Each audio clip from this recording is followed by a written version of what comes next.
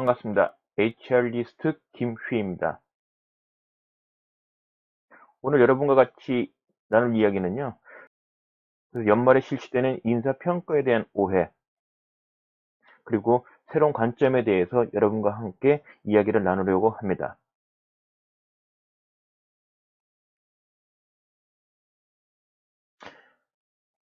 보편적으로 회사에서 목표가 설정되어지고 그 목표대로 목표 달성을 위한 활동이 이루어지고 그 활동에 대한 점검을 하고 그 점검 결과에 따라서 필요한 부분을 코칭해 주거나 피드백해 주는 활동이 이루어지고요.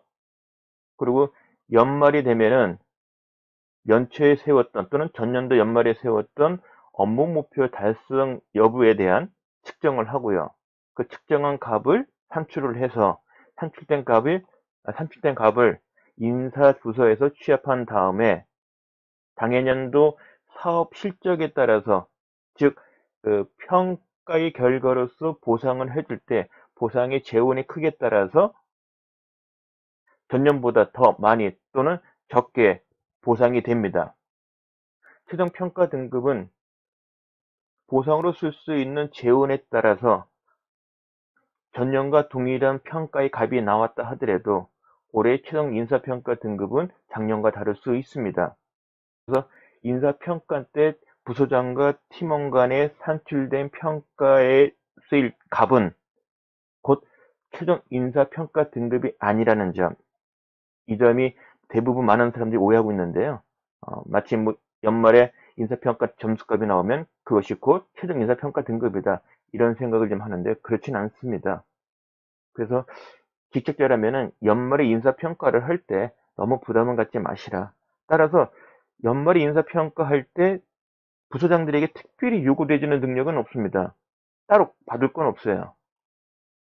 거꾸로 인사평가를 엄정하고 공정하게 하고 그 평가의 값을 구성원이 수용할 수 있게 만들려면 업무 목표를 설정을 하고 개인들에게 배분하고 부서장과 구성원 간에 배정된 목표의 측정 방법, 그리고 목표 대비 달성 수준에 대한 평가 척도를 합의 보는 시점이 연말의 인사평가를 공정하고 엄정하게 하는 데의 관건입니다. 즉 목표 설정하는 부분이 곧 인사평가의 엄정성과 공정성, 수용을 높여주는 길길이다. 이 점 잊지 마시고요.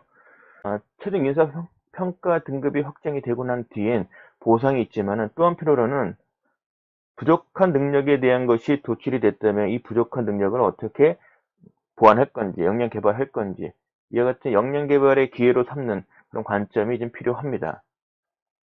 오늘 여러분과 함께 다룬 이야기는요. 연말에 실시된 인사평가에 대해서 직책자들 또는 구성원들이 혹시 갖고 있는 오해가 있다면 그 오해가 뭔지, 그리고 정말 오해라면 어떻게 인사평가를 바라봐야 되는지, 그 중에서도 직책자의 관점에서 가져야 될 관점을 말씀드렸습니다. 물론 회사에서 성과관리제도, KPI제도, IDP제도, 교육비지원제도, 이와 같은 것이 잘 여건이 마련됐다면 제가 말씀드렸던 인사평가에 대한 새로운 관점은 운영하기 쉬울 겁니다. 그렇지 않다면 제가 말씀드린 이 새로운 관점을 바로 실행하기에는 어려움이 있겠지요. 말 그대로 회사 여건에 따라서 차이점이 있을 겁니다. 이상으로 HR리스트의 연말에 실시되는 인사평가에 대한 오해, 그리고 새로운 관점 이야기를 마치겠습니다.